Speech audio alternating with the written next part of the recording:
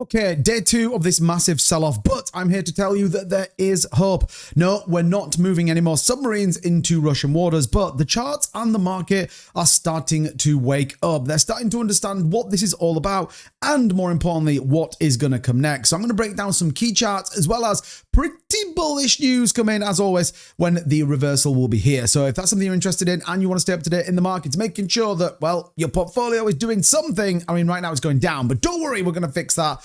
Then hit the like and subscribe button. And with that being said, let's get into it. So the good news, and I'm going to just jump straight into the bullish news. Eric Trump, of all people, says, let me say it again, buy the dips. He knows what's up. I mean, what could possibly go wrong? Remember, the last time Eric Trump tweeted us out was way back here on the 3rd of February. In my opinion, it's a great time to buy ETH, and we saw a massive 52% dump. Eric, no, that's not what we need. I am obviously joking. Eric Trump did announce buy the dip. Hopefully it doesn't play out the same as it did before. Maybe he's just actually got it right this time. This would be good news. But overall in the market, it is obviously looking pretty painful. Once again, $565 million worth of long liquidations as we see Bitcoin tumble down to around 112,372. So the question therefore is, what is going on and how painful is this? Many people will be telling you the bull market's over. Many people will be telling you that we double topped, it's in, we crashed down, it's a blow off top, it's all over.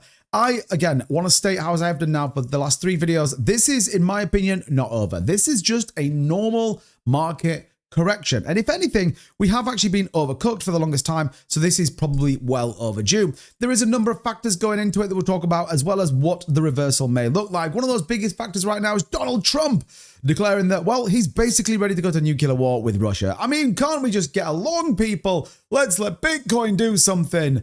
Trump obviously announcing this.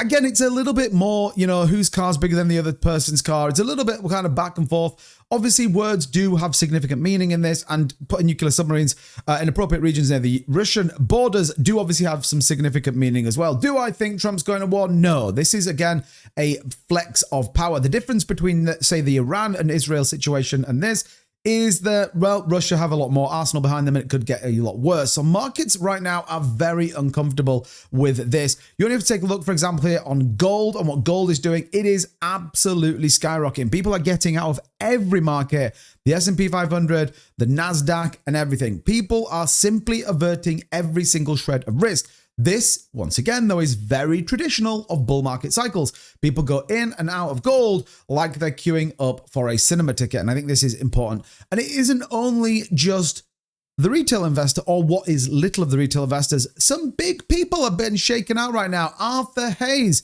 You may know Arthur Hayes. He is a big player. He's the CEO of Bitwise. He actually dumping a significant amount. Now, the guy that shilled Ethereum going to 10K just dumped $13 million. If you think Arthur Hayes dumping $13 million is a sign that the bull market is over and that this is the entirety of his bag, you are simply not dialed into this market. Chris Larsen dumped a little bit more today. They are strategically moving their assets. Maybe they're grabbing some cash. I don't know. But the fact of the matter is, I'm pretty sure Arthur Hayes more than $30 million. This is shaking the market because I'll guarantee, as much as I can guarantee, that he'll be buying back in, or he's got simply bigger bags sat at the other side. So again, this is all just blown up narratives that, in my opinion, is deliberately trying to shake people out. So I guess, when is this going to end? Well, if you go back in history, we can see that the 2017 bull market did exactly the same. You look at the 2021 bull market, which is the breakout. The overheated market has to cool down. It allows RSI to back in the trend. We have things like MACD. Then we go for a blast off again. And again, people are going to debate that all the time. That's fine. In terms of charts, Merlin here giving us a view saying Bitcoin just completed its perfect inverted head and shoulders bullish retest. The breakout above the neckline, bullish retesting, holding, and every technical box is checked. This is how macro moves begin quietly, then violently. Bitcoin is loading the next leg. Don't miss the ignition point. And the reality is, when you start to break it down a little bit more detail, this is where you get to some key things understanding in the market. When you look at it from a macro, or you are in the trenches every single day, you end up looking at charts like this and you're like, what the hell is going on? It's going to freaking zero. Now, interestingly, we actually called a couple of lines here, and actually we came down, retested this 112 that I thought maybe we come down. Maybe this is the second line of defense until, you know, the 300 Spartans have to come in at 110, 606 and save the day and rally us way back up. So I guess what is about to happen next? Well, there's an interesting reason as to why we're seeing so many of these people talking about liquidations, talking about selling their cryptocurrency. It's a weekend. Institutional investors didn't care that they saw a dip last week. You only have to look at ETFs as an example, and we saw consistent inflows that we have seen now for the longest time.